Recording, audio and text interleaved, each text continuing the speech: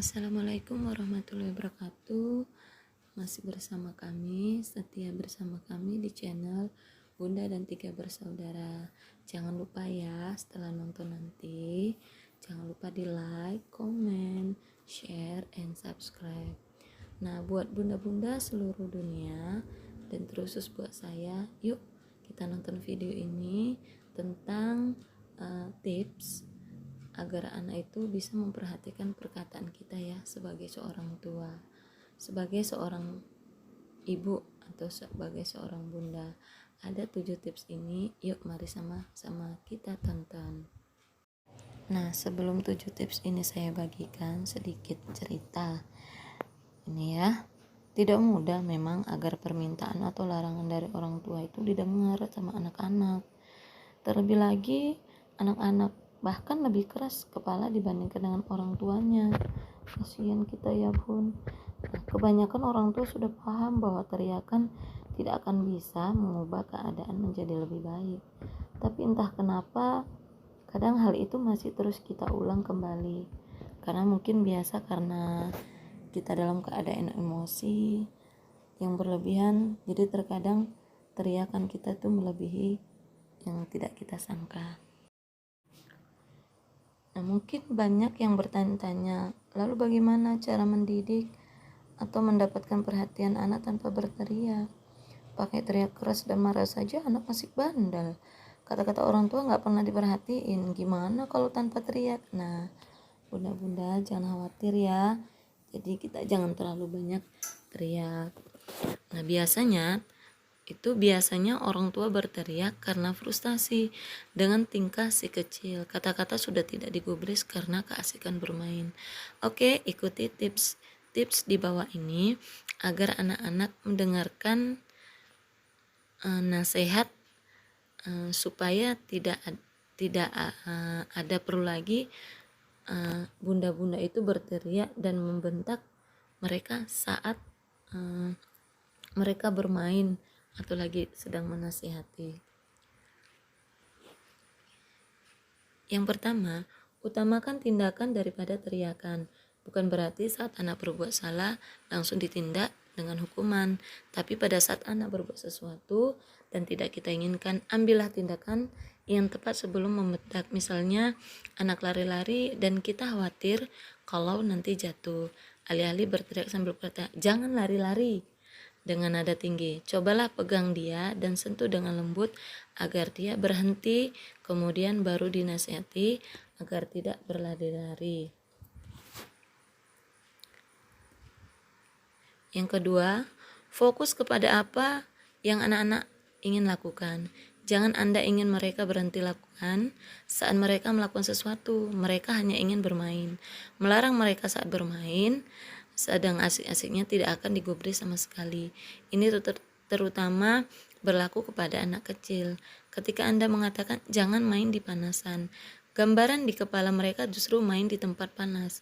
Tetapi jika Anda mengatakan mainnya di bawah pohon aja ya, gambaran di kepala mereka menjadi main di bawah pohon yang rindang, jadi lebih mudah dipahami.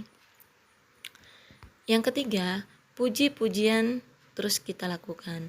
Sedikit pujian akan sangat berarti. Ketika melihat bahwa anak-anak berbuat salah, pujilah dia meskipun dia terlalu mengada-ngada. Misal, jika anak berteriak dengan keras dan sedikit membentak, katakan padanya, "Wow, adik teriakannya kenceng banget."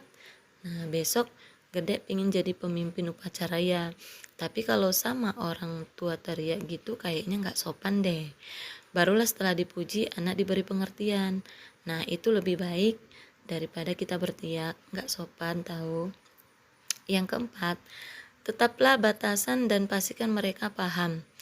Jika Anda mengizinkan anak main gadget selama 30 menit, atur time selama 30 menit dan bicarakan itu dengan baik-baik dengan anak kita. Pahamkan dia kalau timer sudah berbunyi, berarti waktu bermain telah habis. Kalau anak sudah paham dan terbiasa melakukan hal tersebut tanpa perlu berteriak, dan mereka akan mengikuti peraturan yang ada yang kita buat.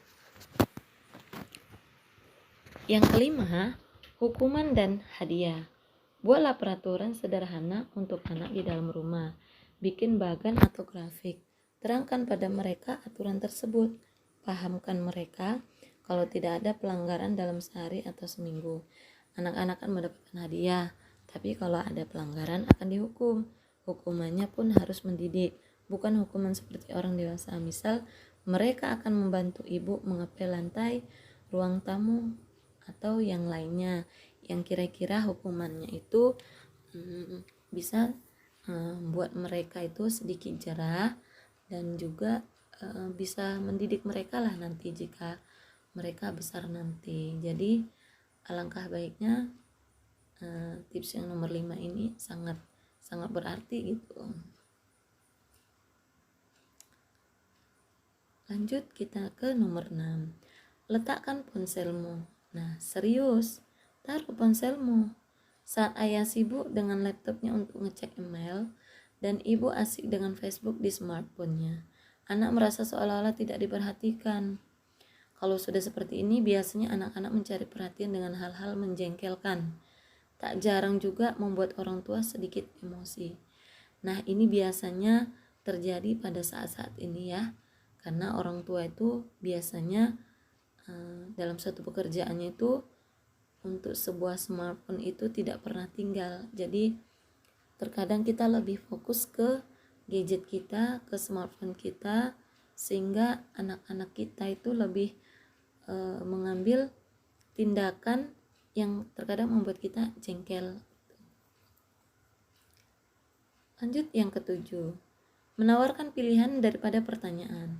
Satu tip terakhir, menawarkan opsi daripada mengajukan pertanyaan. Alih-alih mengatakan, ayo bersihin mainannya, taruh di tempat semula. Harus ibu katakan beberapa kali supaya bisa tertib. Coba ucapkan, sayang, itu mainannya mau diberesin sendiri atau ibu yang membereskan. Udah gede.